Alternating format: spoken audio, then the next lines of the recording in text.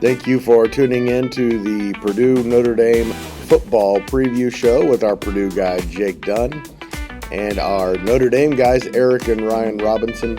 Also earlier today we had our IU Illinois official preview. We had to call it that because we previewed it about 5 times. And Eric and Ryan's previews and predictions for all of Week 4's best games around college football. Please subscribe so you don't miss a single segment. You're listening to the Purdue-Notre Dame football preview with Jake Dunn and Eric and Ryan Robinson, with key matchups, analysis, and game predictions. And here's your host, Greg Mengelt.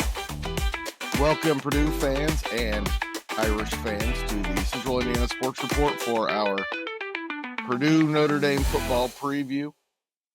Of course, Eric and Ryan Robinson are Notre Dame guys, and they do our college football report and are two leaders in our picks competition, and that'll be coming up later on Friday. They're here also to talk about Notre Dame Purdue with our Purdue guy, Jake Dunn. Notre Dame's 0-2 and vulnerable, and Purdue's going to win this game, right? I wish that was the case, but I think Notre Dame's 0-2 and not very happy about it. So yeah, pissed off. Yeah, I think they're looking to take it out on a new Purdue team. And Eric and Ryan probably not taking Purdue as lightly as they might have if Purdue came in at 1-2 and Notre Dame came in at 2-0. So I'm guessing you guys are predicting this is going to be ugly. I'm not sure it's going to be as ugly as last year's game. I think I was like 42-0 at halftime and like 66-7 maybe final score. I don't think it's going to be that ugly. I do look for Notre Dame to come out and I mean, probably 20, 25 point win maybe. I don't think it's going to be 50 or 60 like it was last year. Really? I think Purdue's coached a lot better than they were last year, and I think they're heading in the right direction. You mentioned it too, Greg, when we did our first podcast of the year, just looking at the college landscape, and you thought Coach Odom might be the right guy there at Purdue. So I think they'll make it more of a contest than they did a year ago. And he very well might be. And also, he brought along a lot of good football players from a pretty good UNLV team last year. So they're definitely not incompetent. I also would not be shocked by a 42-0 halftime score. I think Notre Dame is going to be out for blood. I think we need to find. I mean, we're 2 games into the season, and we really haven't found anything that. What are we going to hang our hat on?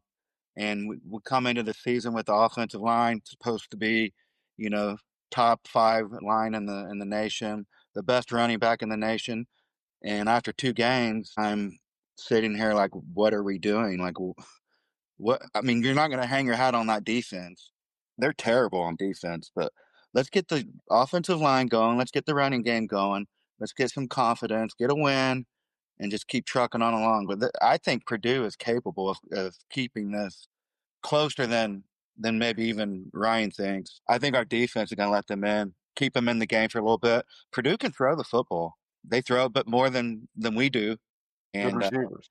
yeah, so I'm not going to be surprised to see a 31-14. I think Notre Dame's going to win, but I think they're going to win running the football and getting that ground game going and getting Jeremiah Love involved.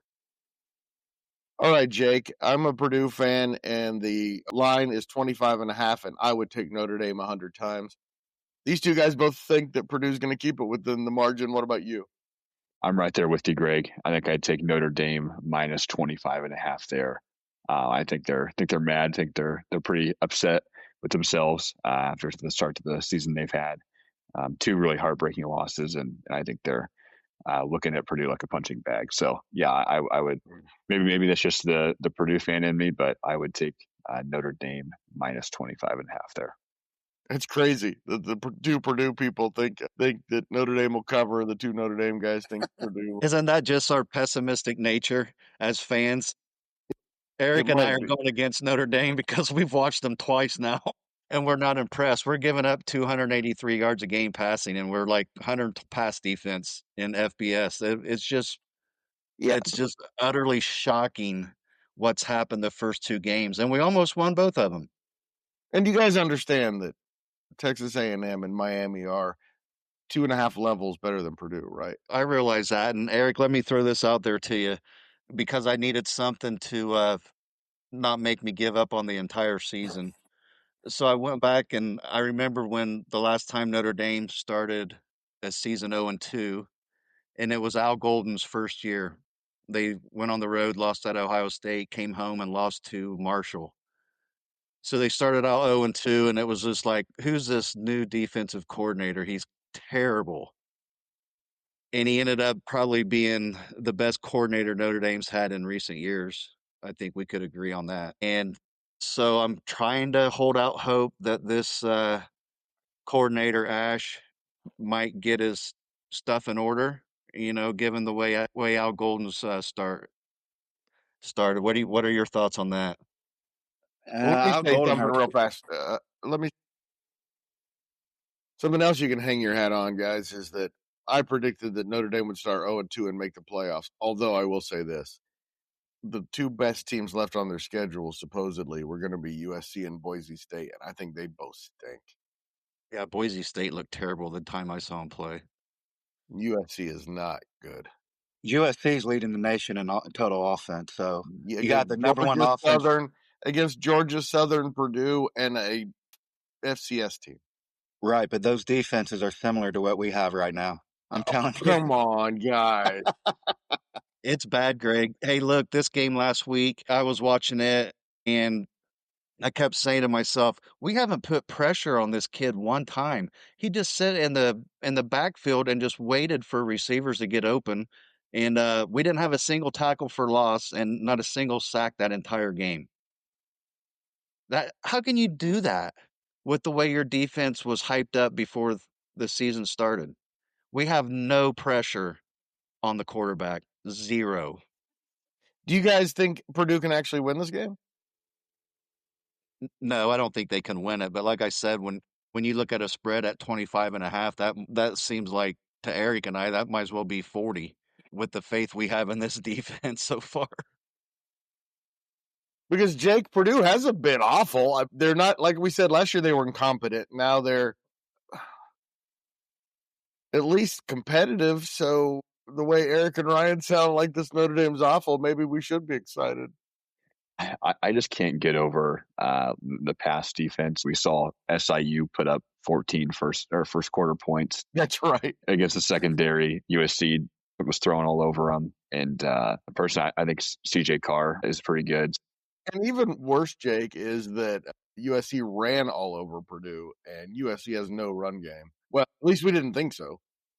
Yeah, and Jeremiah Love and Jadarian Price. Those are 2 of the best in the country. One of the best duos in the country. So, yeah, I think that the defense has improved from last year with the personnel and the coaching, but I just don't know if it can compete with Notre Dame's offense.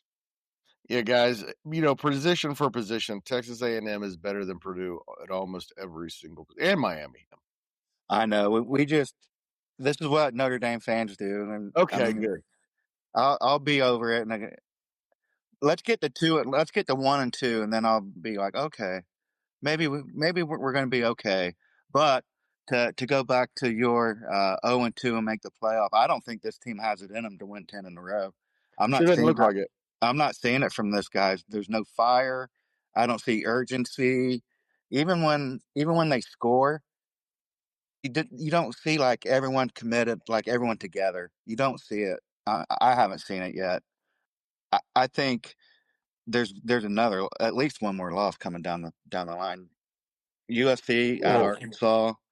I mean, I don't know. It looks like 10-0 to me the rest of the way, Ryan. I don't like that Arkansas game. And just to hit on Eric's comment, Tyler Buckner mishandles that snap, and they show him over on the sideline, and he's over there smiling. And last year, the difference in last year's team and this year's, Eric talked about fire or urgency. Xavier Watts and those guys, they would have handled that. A guy smiling after fumbling a snap and losing the game for you. They would have handled that. So that's the first thing I thought of when they kept showing him on camera and he's over there grinning and smiling. I thought, you know what? That wouldn't have happened on last year's team. Eric, anything you've liked that you've seen through 2 weeks? Well, I think CJ Carr has been as good as he has needed to be. So I'm all right with what we've done a quarterback. But I'm not even going to be. I'm going to be positive. Okay, yeah, quarterback play's been as good as we needed it to be. But I do want to plug Steve Angeli in here, though. You see what he's doing? Pretty good quarterback we let walk away. I've been on the Angeli bandwagon all last year, so Yes, you. you know that coming in.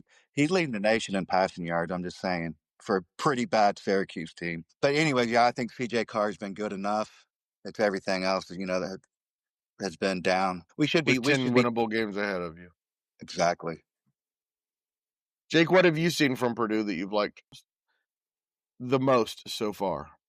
I think it'd probably be the wide receiver room. I think we've seen a lot of improvement from last year. Kind of got a lot of unknowns in the portal this year, and I think they've meshed really well and performed pretty well so far up to this point. So I've been impressed with them the most. Probably number 2, it would just be Ryan Brown. Although he's had some pretty bad mistakes there in the USC game, I've still been impressed with his improvement as a passer from last season. So I'd say 1A probably wide receivers would be Ryan Brown. And Nitro Tuggle is a legend from the state of Indiana. Decided to go to Georgia. Like everybody who leaves Indiana, realized it was a mistake and came back, and we love him. Jake, you'll realize it one day. Yeah, I'm sure I will. Like Eric and Ryan once left to go to Illinois, and that was a mistake, right? Maybe. Every time you go to Illinois, it's a mistake. Speaking of Illinois, they have a big game this week. That's right. I was kind of leading into that.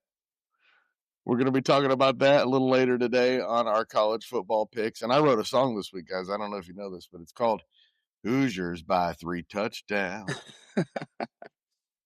It's going to be a blowout. 30-10 is my prediction. All right, Jake, let's start with you. Your score prediction for the game. I think I'm going to go 40-12.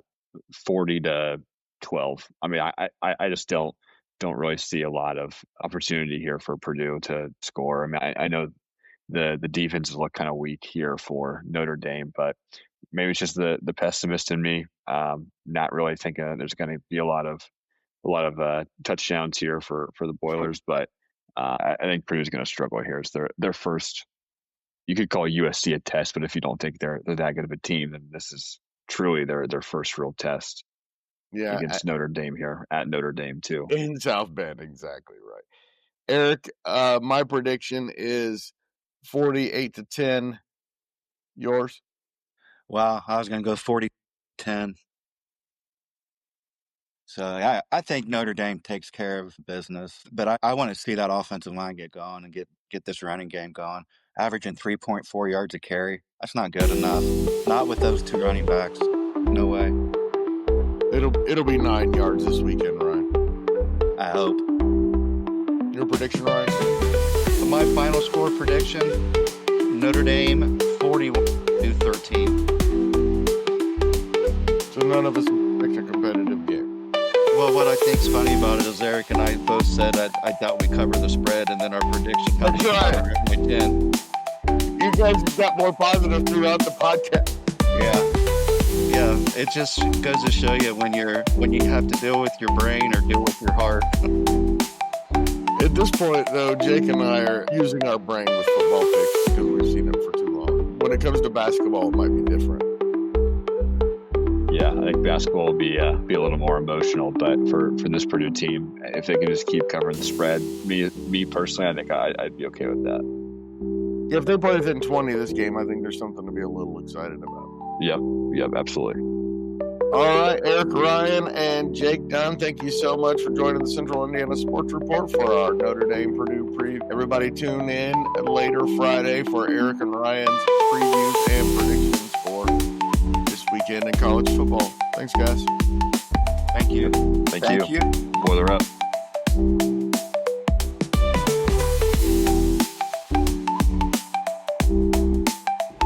The Central Indiana Sports Report is a product of ITG Media.